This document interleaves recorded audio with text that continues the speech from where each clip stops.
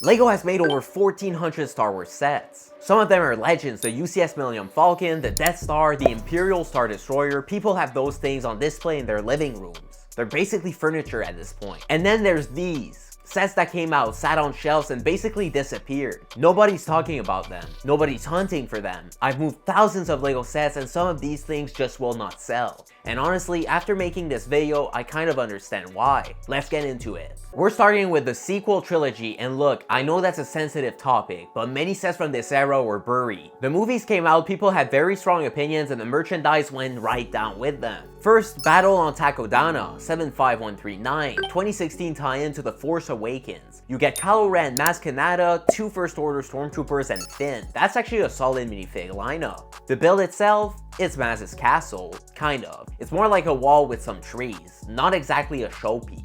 Here's what kills me about this one. Maz Kanata has only ever appeared in this single set. One set in the entire LEGO Star Wars lineup, and nobody cares. The minifigs are underrated, the set is completely forgotten. Encounter on Jakku 75148, Jakku, the desert planet that looks exactly like Tatooine. The planet everyone spent half the movie being confused about. This set is Unkar Plus Trading Post, the junk dealer to whom Rey sells scavenged parts at the start of the film. The build is basically a concession stand, with that weird guy in it. It came out in 2016, was gone by 2018, and has not been discussed since. I don't even have a strong take on this one, it just exists. StarScavenger 75147. Okay, this one is genuinely weird. It came out in 2016, and I want you to Google what this ship is from, because I had to look it up. It's from a short animated web series called LEGO Star Wars The Freemaker Adventures. Not the Clone Wars, not Rebels, a web series. A LEGO branded web series that most people never watched. I respect the deep lore, I do, but this explains everything about why nobody knows this set exists. Sandspeeder 75204. Nobody truly knows where the Sandspeeder comes from, and I mean that literally. It's never appeared in a Star Wars film. It's basically a Last Jedi era speeder that LEGO designed to fill a price point, and it shows. Cool vehicle, honestly, looks like a snow speeder adapted for desert terrain, but it had no movie moment to attach to. The Last Jedi discourse was already consuming all the oxygen in the room, and this thing went straight to clearance.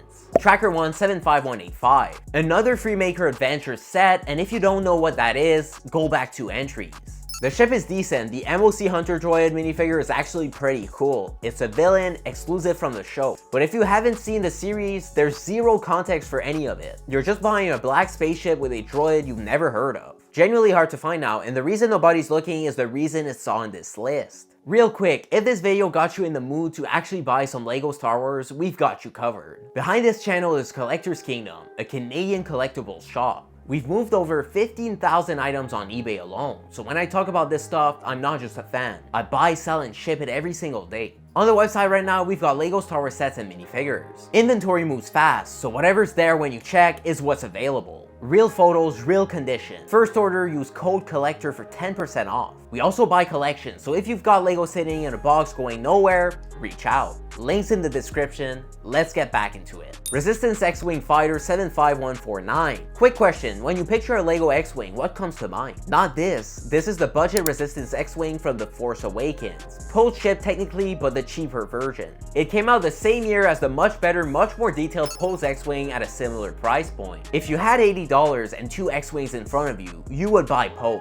Every time. This one never stood a chance. First Order ATST 75201. Everyone loves the ATST. It's a chicken walker. It also showed up in Return of the Jedi, it's in The Mandalorian, it's iconic. And then LEGO released a First Order version. Same basic shape, darker colors, no nostalgia. And I'm not making this up. The model was missing half of its head. The proportions were just off. Captain Phasma's inclusion saved its sales numbers, nothing else did. Resistance ITS Transport 75293. This might be the most obscure set on the entire list. The ITS Transport isn't from The Rise of Skywalker, the film. It's from Star Wars Rise of the Resistance, the theme park ride. The one that opened at Disney World and Disneyland in 2019. Over 900 pieces, decent minifigure selection. Lieutenant Beck is exclusive to the set, but it's a tie-in to an amusement park attraction that a fraction of the audience has ridden. It came out in 2020 during the pandemic, when the parks were closed. You genuinely could not have timed it worse. Okay, we're done with the sequel trilogy. The next group is different. These sets weren't forgotten because the movies were divisive. They were forgotten because LEGO tried something new and collectors just didn't go for it.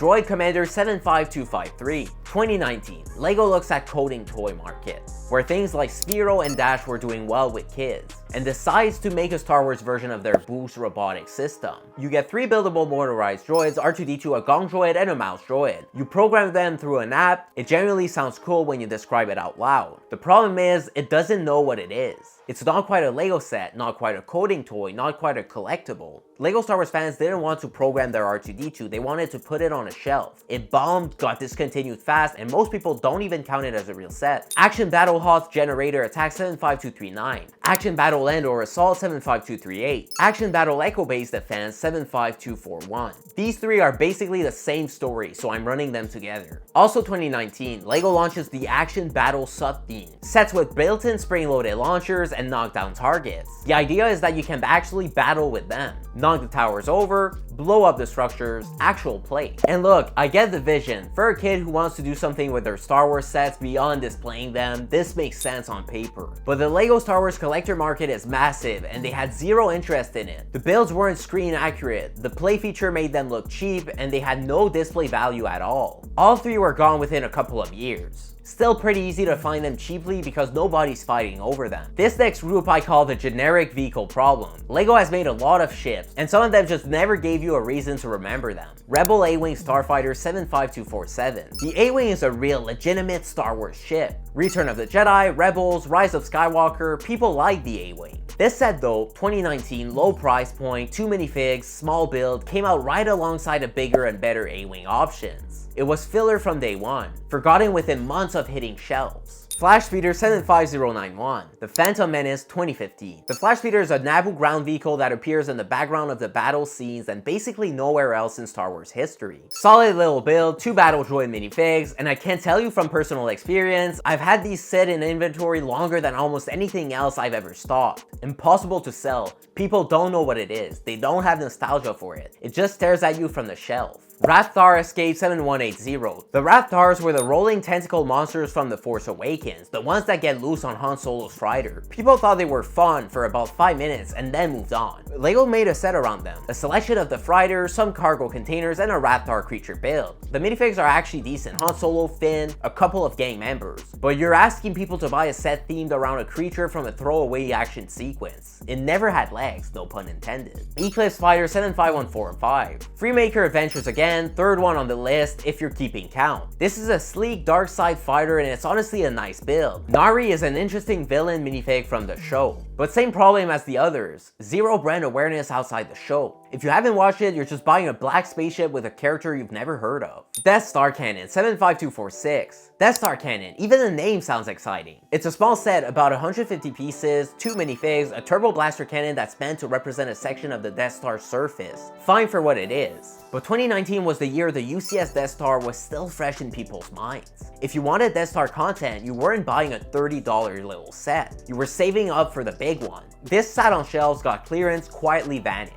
Okay, 17 sets, sequel trilogy, casualties, weird sub-themes, generic vehicles that never stood a chance. But I saved the best for last, the one that wins. Set number 7664, the TIE Crawler 2007. Most of you have never heard of this. That's the whole point. The TIE Crawler is not from a Star Wars movie, not a show, not a game. It's from the old expanded universe, the novels and comics that existed before Disney bought Lucasfilm in 2012 and largely erased it from the official canon. It's a TIE Fighter cockpit sitting on tank threads. It looks like an engineering fever dream, and LEGO put it in stores in 2007 as a full retail set. Box, instructions, the whole thing. 2 minifigs, Imperial Shadow Troopers. The build is genuinely cool. Unique design unlike anything else in the entire Star Wars LEGO lineup before or since. But the vehicle, it's based on something that no longer officially exists. So you've got a set built around a ship that Disney has essentially erased, released 19 years ago from a source most younger fans have never read. Nobody talks about it, nobody's searching for it. Not many are willing to spend crazy money for it. And it's one of the most genuinely interesting sets in this entire theme. That's what makes it the most forgotten LEGO Star Wars set ever made.